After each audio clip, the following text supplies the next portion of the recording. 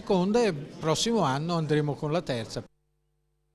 Prosciutti e salami di pecora per gli islamici che non mangiano carne di maiale. Nel Padovano una storica famiglia di allevatori di ovini sta sviluppando una produzione rivolta alle popolazioni di origini musulmane, una fascia di mercato davvero in crescita. Angelo Pangrazio e Claudio De Zan. Salumi di pecora e agnello per gli islamici. Abbiamo ricevuto numerose richieste da parte dei paesi arabi, quindi Nord Africa, Marocco, Tunisia, Libia, e anche dai paesi arabi, diciamo, più ricchi. E poi c'è il mercato interno. Nel Padovano, ad Anguillara, è attiva una delle 2 aziende italiane specializzate in questa produzione.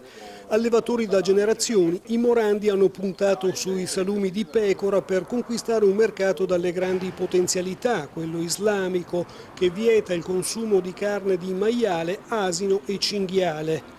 In Italia vive più di 1,5 milioni di musulmani. Macellerie islamiche, kebab e negozi etnici registrano una crescita del 15% all'anno. Ora i Morandi sono in attesa della certificazione halal, ottenuta garantendo la macellazione rapida mediante sgozzamento e dissanguamento. Questo è l'ultimo prodotto che abbiamo ideato, è la bresaola di pecora.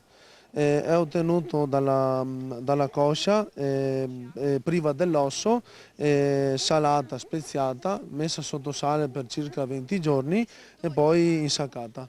I 2000 capi di ovini dell'azienda, razza biellese incrociata con la bergamasca, sono sparsi dal delta del Po al Nevegal.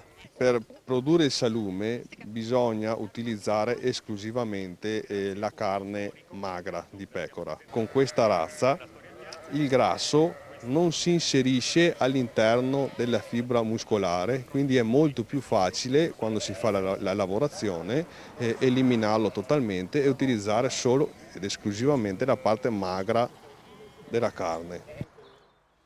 Oltre 500 opere in concorso, 50 i paesi rappresentati.